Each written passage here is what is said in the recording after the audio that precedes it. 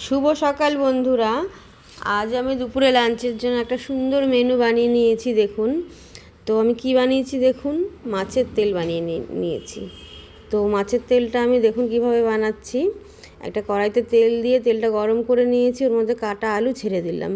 আলু ভাজার মতন ঝিরিঝিরি করে আলুটা কেটে নিয়েছি, নুন হলুদ দিয়ে ভেজে নিচ্ছি ভালো করে। লাল লাল করে আলুটাকে আগে ভেজে নিতে হবে। মোটামুটি আলুটা ভাজা হয়ে আসলে তারপর মিডিয়াম সাইজের পেঁয়াজ আমি দুটো কুচিয়ে রেখেছিলাম, তো পেঁয়াজগুলোকে আমি ছেড়ে দিলাম আলুর মধ্যে। তো আলু আর পেঁয়াজটাকে ভালো করে নেড়ে চেড়ে ভাজা ভাজা করে নেব।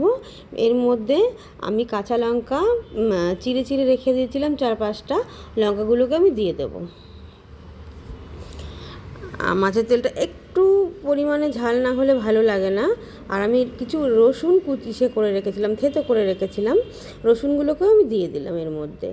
তো ভালো করে নাড়িয়ে চাড়িয়ে ভাজা ভাজা করে নিয়ে অল্প পরিমাণে হলুদ আর পরিমাণ মতন অল্প লবণ, একটু লঙ্কার গুঁড়ো দেবো,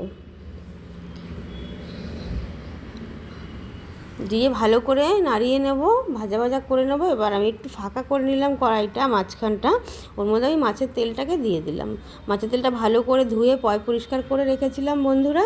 তো চলুন দেখে নিই কীভাবে আমি মাছের তেলটা ভালো করে ফ্রাই করে নিচ্ছি। এইভাবে ভালো করে নাড়িয়ে নাড়িয়ে মিডিয়াম আঁচ রেখে ভালো করে ভেজে নিতে হবে, লাল লাল করে পুরো তেল বেরিয়ে আসবে আর আলু পুরো একদম ভাজা ভাজা হয়ে যাবে। দেখুন পুরোপুরি আমার রেডি মাছের তেলটা। এইভাবে বানিয়ে নেবেন। আর আমার চ্যানেলটি যদি ভালো লাগে, আমার রেসিপিটি যদি ভালো লাগে, like comment share follow please করে দেবেন। ইউটিউবে আমার নাম রিঙ্কুর ঘরোয়া রান্না, তো ওখানে গিয়ে সাবস্ক্রাইব করে দেবেন বন্ধুরা। ভালো লাগলে কমেন্টস করবেন। টাটা।